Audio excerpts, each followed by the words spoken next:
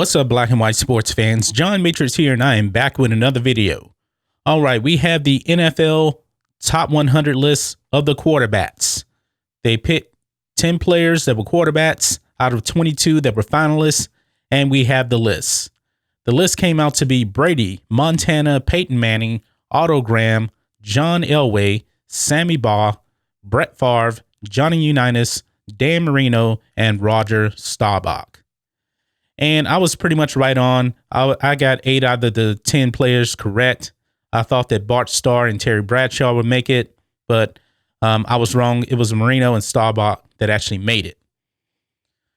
But I get up this morning and I see there's a lot of people very upset about Drew Brees not being on the top 10 quarterbacks for the NFL 100.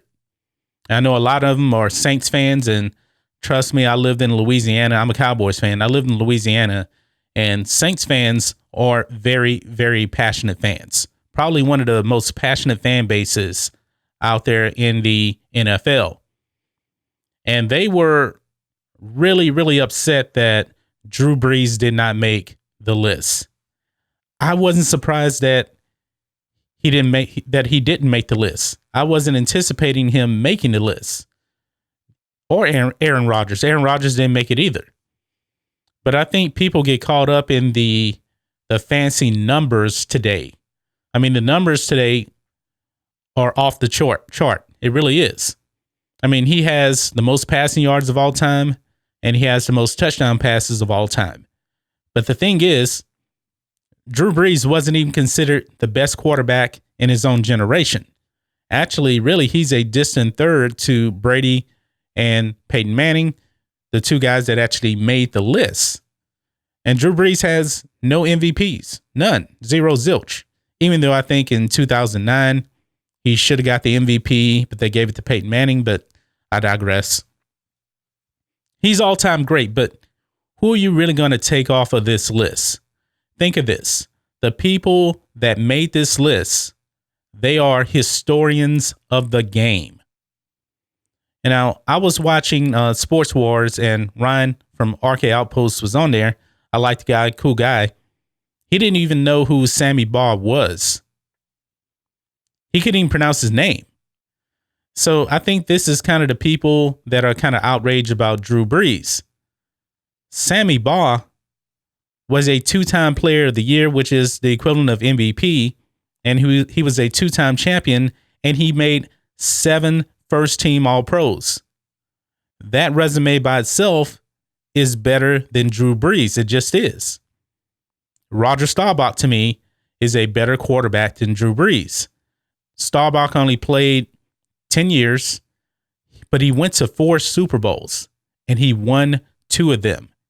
He finished his career with the highest passer rater of all time to that point.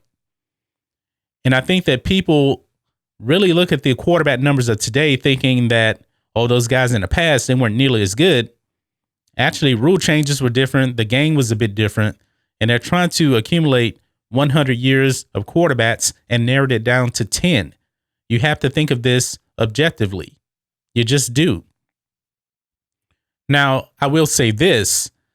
If there was an extra 5 spots, I do think that Drew Brees would get consideration for being on the top 15, not the top 10. I mean, Saints fans, I get it, man. You guys have had a really, really rough history overall. You had many seasons where you were down, and being in Louisiana, the Saints was really all anybody had to cheer for. But Drew Brees not being on the top 10 list, it didn't bother me. But also, I'm not a Saints fan. I'm trying to look at this objectively. I'm a Cowboys fan, and I didn't think that Roger Staubach was going to make the list either because Terry Bradshaw had an MVP and 4 Super Bowls. But I always thought that Staubach was actually better than Bradshaw. And it panned out that Roger Staubach actually made the team.